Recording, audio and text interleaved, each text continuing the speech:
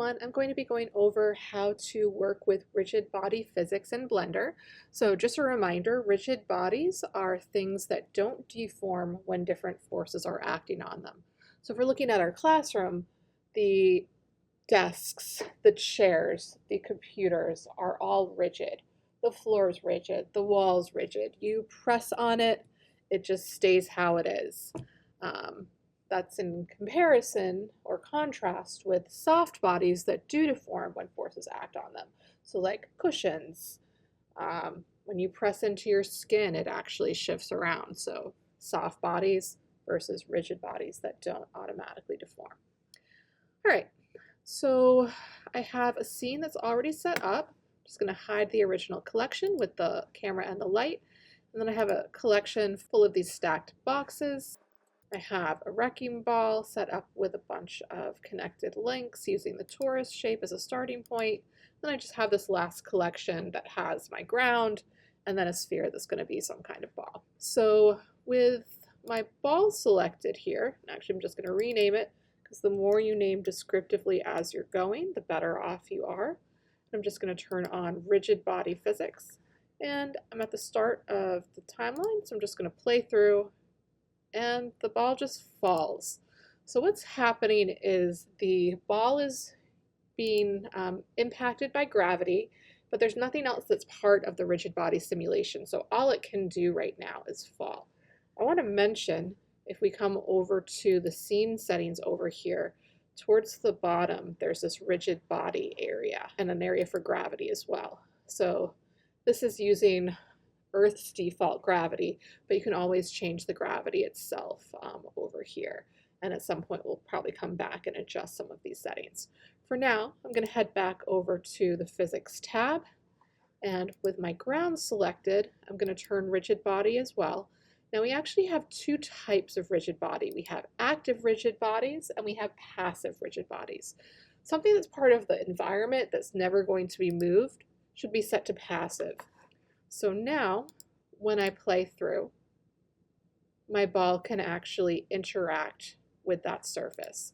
Now I'm just going to scrub for a moment. Notice that the ball is actually over the plane. It's not interacting with it really well.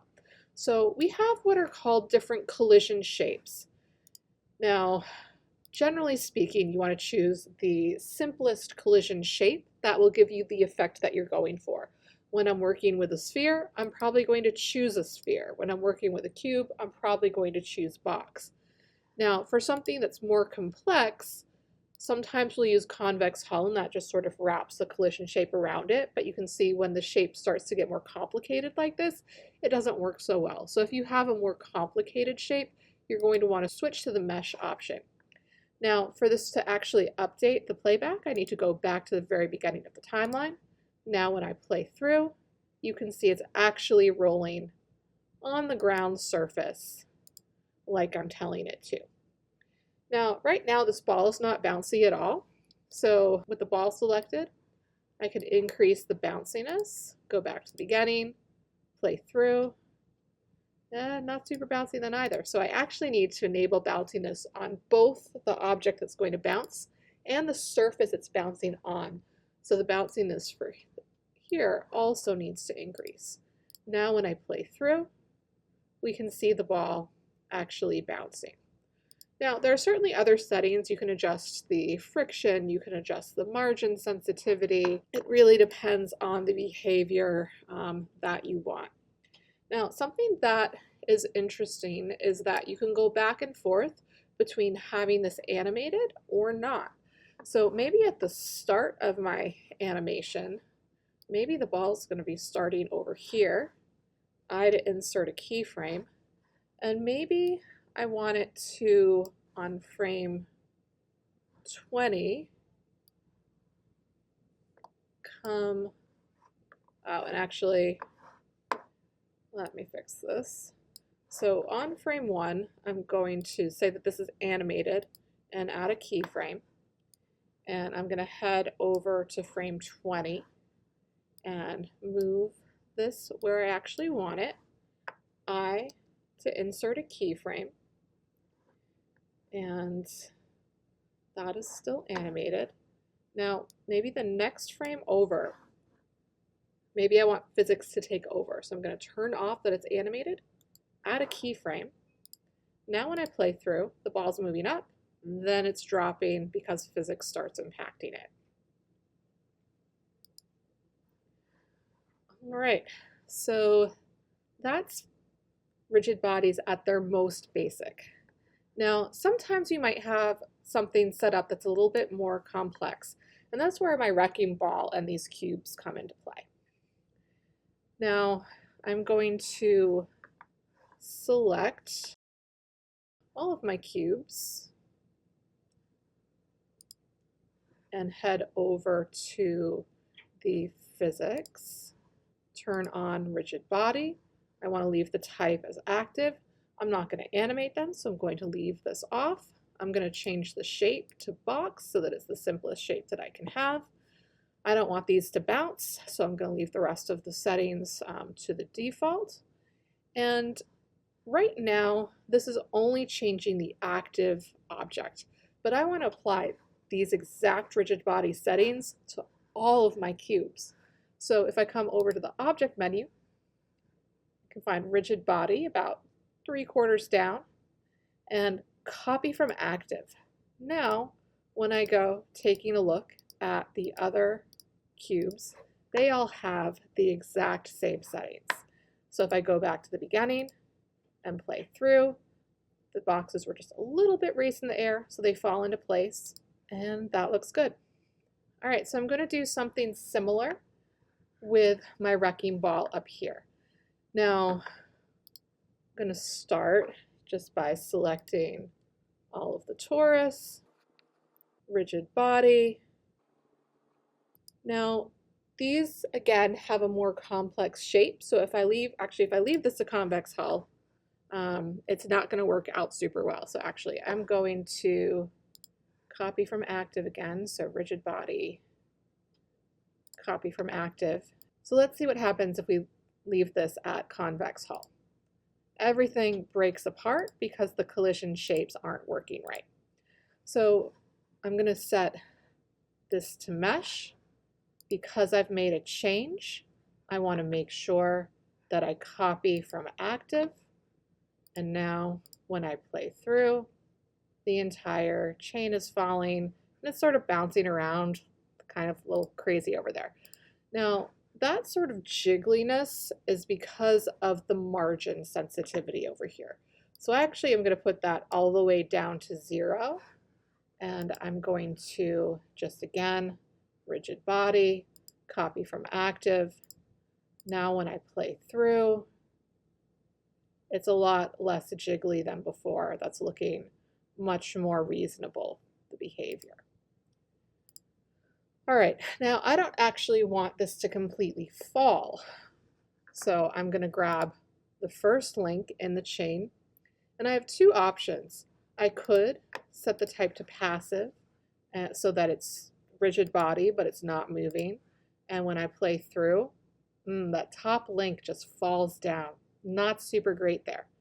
So when you have an object that's not going to move, but it's going to be connected to something that is moving, you're better off leaving the type to active, but then turning off dynamics so that it's not going to move even though it's active. Now when I play through, you can see that the wrecking ball stays attached, the link doesn't separate out, and now I'm starting to get a better interaction. All right, now there are a lot of other settings that I can adjust to impact how this is going to look. You may have noticed we have a mass setting over here, and so if I want the wrecking ball itself to be heavier than the links, I might try increasing the mass, going back to the beginning, playing through. You can see it's moving a lot more of the boxes. I do want to be careful. If I make the ball too heavy in comparison to the links, it might separate. So back to the beginning. Let's see what happens if I put this up to 15. And I can play through. So a few other settings that I just want to mention that can be helpful as you're working. So earlier I showed you the scene settings over here, and specifically in rigid body worlds, there are a couple of things that have a big impact. So we have the speed of the overall simulation, and so this is for all of the rigid body interactions. So if I increase the speed and then play through, that's going to impact how things are behaving. Now, you do want to be careful because increasing the speed, you can see it's breaking the chain. We've got a little of this jiggling going on over here. There are a couple of things that I could make adjustments to try to help that. So two things that improve often the quality of more complex physics interactions when it comes to rigid body is substeps per frame and then solver iterations. So when you have the interlocking objects, solver iterations is probably going to be more helpful. When they're not interlocking, then the substeps per frame is probably going to work pretty well. So we can experiment increasing these numbers and seeing if they have an impact.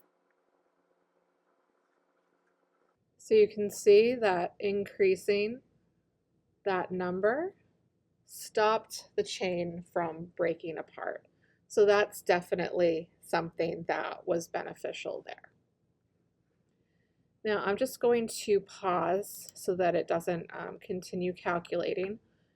If I just scrub back to the start, I can play through and just to that part of the simulation that's already been calculated. And so I can see it in the actual speed that it would be. And then it's going to slow down again when it's continuing to calculate. So one thing you might notice is we have this cache setting for the simulation start and the simulation end. Like maybe I want this to end at frame 100. So if I go back and play through, let it do its thing, it's going to stop calculating once it reaches frame 100, even though the rest of the animation might be continuing on. So I might want those two values to actually line up. I might want to go back and adjust some of the other settings. Let's see what happens if I increase the solver iterations. Something that's important to know is that the calculations can take a long time, and every time you make a change, it's going to recalculate. And sometimes just like you open the file again and play it from the start, it's going to recalculate, and you might end up with a different result. Each time it calculates, even if the settings are the same, sometimes the actual implementation might end up being slightly different. So something that we can do both to cut down on the need for extra processing and just so that things play back more consistently is to save our simulation. And we have a couple of ways to do that. If you've played it all the way through and you have an interaction that you're really happy with, you feel like it doesn't need any adjustments, we can just click on current cache to bake and it will save that exact version of your physics rigid body simulation.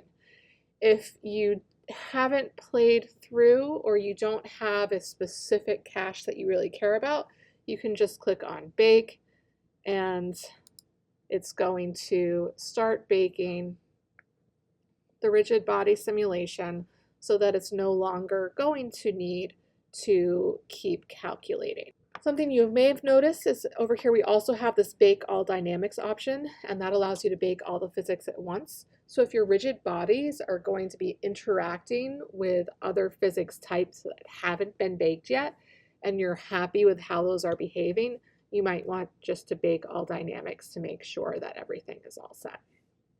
If you realize that something isn't working right, you want to change it, you can just delete the bake, make your changes, and then come back and bake again when you're ready. Now, something that's different with rigid bodies compared to the fluid physics is we do not get to set our own cache location. So that is something that is important to be aware of. All right, one last thing I want to mention is that the scale that you're working with for your rigid bodies is actually really important. So if I select my entire wrecking ball here and just let me deselect the ground. All right, and just S to scale that down so that it's really small. I want to always, when I'm changing the scale in object mode, apply the change in scale. So Control A, particularly when I'm working with physics. And now when I play through, so we can already tell that there's a big problem. Things are breaking apart, not working super well. It's just because it's too small to run properly. So I'm just going to pause this here and not waste your time. But you can see, just got way too small. It's not going to work. So if you run into trouble while you're working with your rigid body physics, a couple of things are always likely to help. Make sure your models with rigid body applied aren't too small, and make sure you've actually applied the scale so that when we look over in the object settings, the scale is set to 1. Make sure that you have the correct collision shape that is going to work for the form that you need. Make sure that the margin is a margin that works for the type of object. If you have things that are interlocking, a lower margin is probably going to be better. And make sure that the objects themselves aren't intersecting, because that will create some weird behaviors as well. And then the last couple of things is just over in the scene settings, playing around with the sub-steps per frame and the solver iterations. If everything else is okay, increasing these numbers can really improve the overall simulation. All right, and that is it.